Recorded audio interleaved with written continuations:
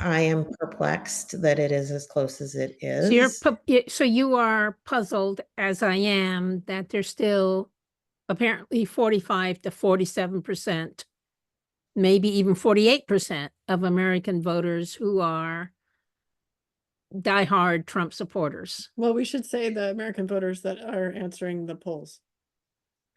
True, But but in and so Tennessee, have been the election results.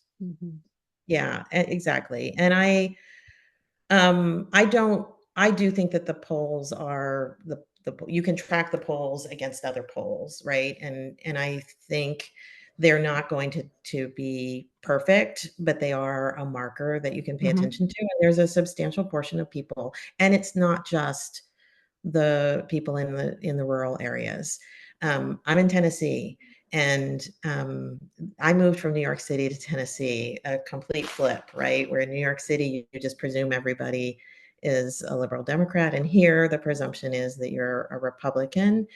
The question of whether you're a Trump Republican, I really have always thought was a different question, but I'll tell you, I'm not so sure. I feel like there's people are looking for a permission structure, right? They're looking for the one issue that allows them to say, okay, well, if Kamala Harris thinks that, then I don't want to do it, but I'm going to vote for Trump.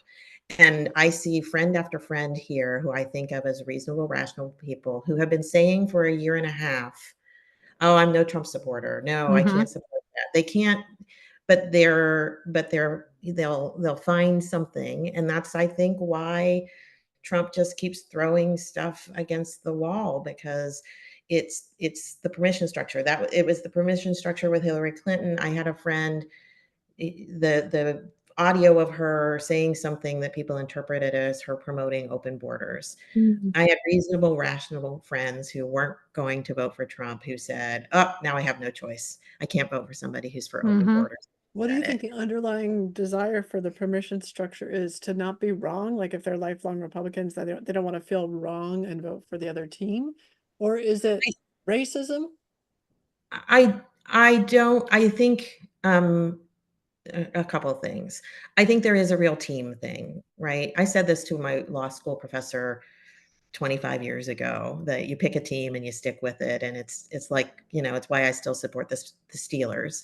And That's he said, "Oh, football team, by the way. Thank you. I said, I hope you're." He said, "I hope you're wrong about that." And I was like, "Oh, I don't think so." But I think there is that. I think there's this sort of tribalism, right? And it is who I am. And people are struggling with that right now. Um, I also think there's a significant financial factor. A lot of people are in Tennessee because they came here because we have no state taxes. They're very focused on their pocketbook. And they do believe that, and these are some of the people who I think are well-educated people who, at the end of the day, think that they'll be financially better off under a Republican, even if it's Trump. They'll tell you he surrounds himself with all the right people. And then the third one is, I don't know if I would call it racism. I would call it otherism.